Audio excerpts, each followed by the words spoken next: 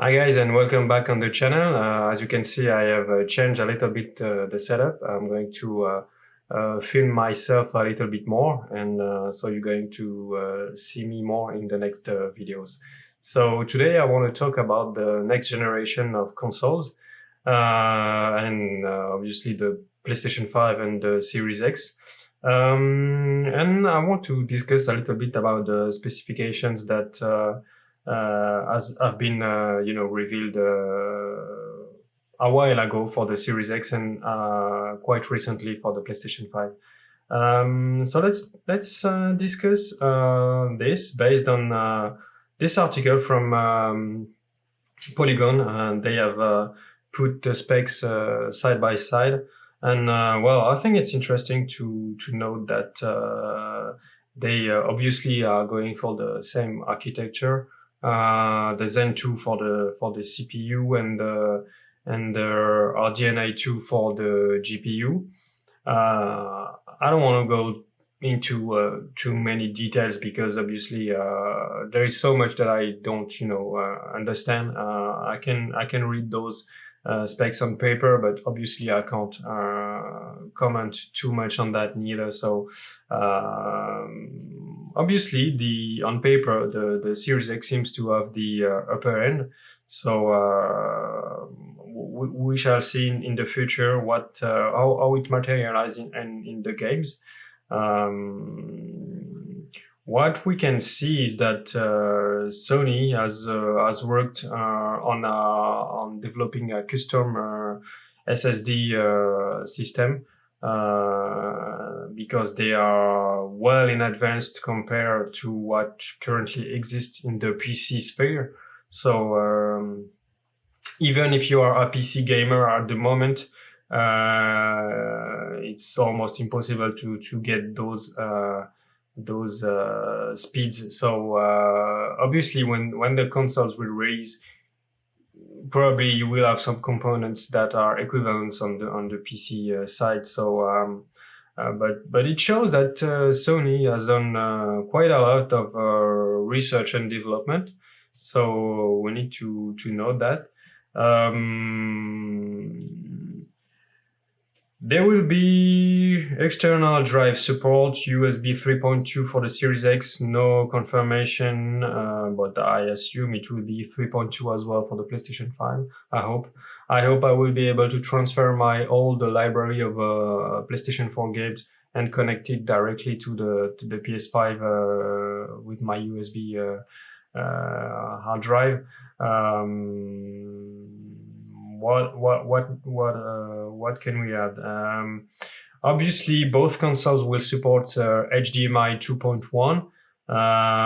So just to explain quickly this brings, it brings basically the VRR, which is for NVIDIA it's called G-Sync, I think, and it can have different names, but basically it's a VRR.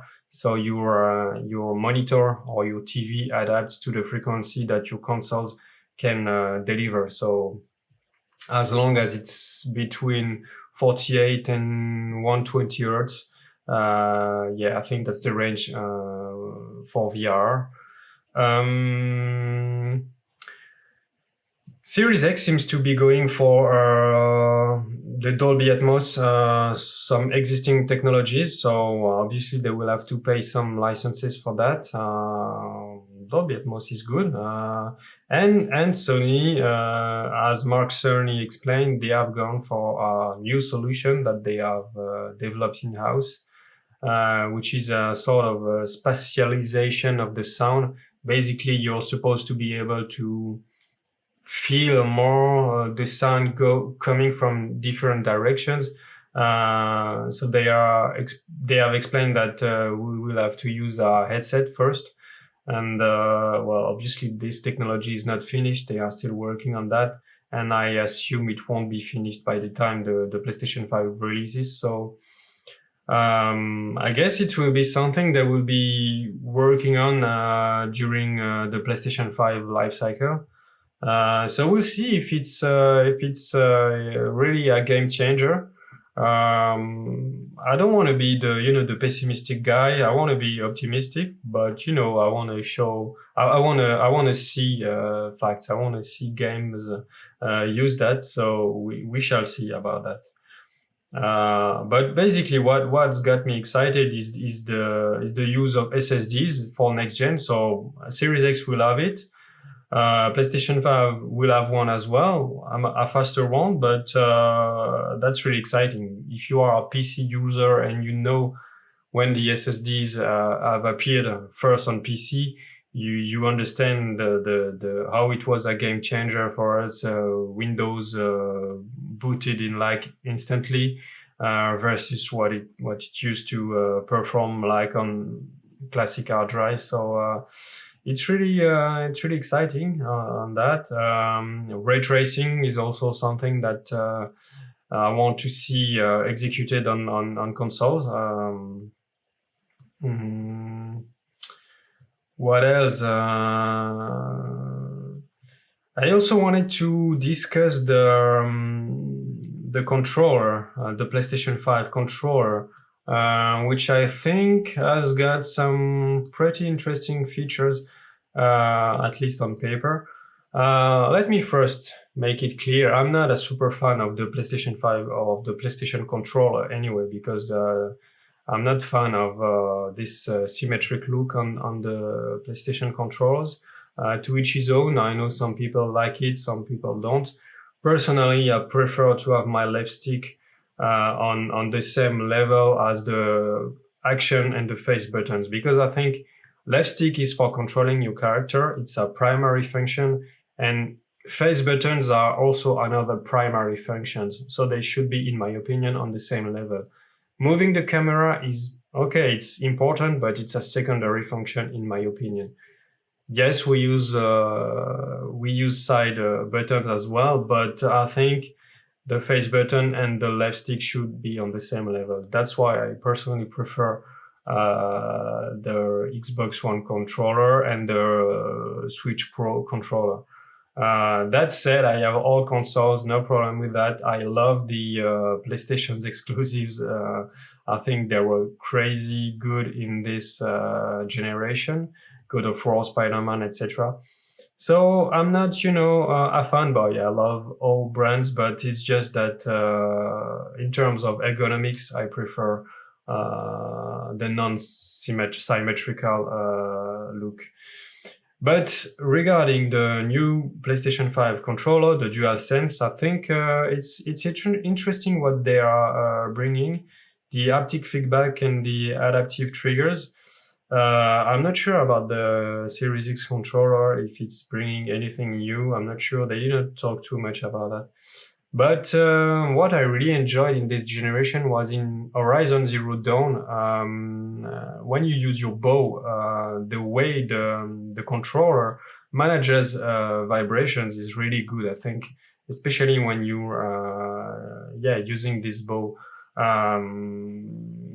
And the funny story is that right after I finished Horizon Zero Dawn, I started Assassin's Creed Origins, and you have a bow as well, but it's completely flat. I mean, you don't have a tight solution like in Horizon Zero Dawn. The vibrations are there is no such a tight feedback compared to Horizon Zero Dawn, and I almost gave up on Assassin's Creed Origins just because of that. But because Origins is good, I pushed and I continued, and yeah, I enjoyed the game. But it's just that to tell you that this sort of features, I think, can really improve how immersive the experience can be. So I'm really excited to see how they can push even further with this new controller, especially on our Horizon Zero Dawn 2. I hope they will continue to have a very tight and responsive vibration when you use this bow. I think it was really part of the experience during battles. So yeah, I'm excited for that. And apart from that, the rest is, I think, pretty classic. I mean, there is a jack, there is a built-in microphone. Okay, I'm not going to go into many details about that. There's not much more I wanted to cover today. The games, we don't know much about the games right now. PlayStation 5, we know close to nothing regarding their games. I think they are going to show some in the coming month. Series X, we have seen some trailers, but nothing on the scale that would, make me buy the console. Hellblade was a nice game on this gen, on the current generation. I enjoyed it, but the sequel is not something I probably want to buy a console for.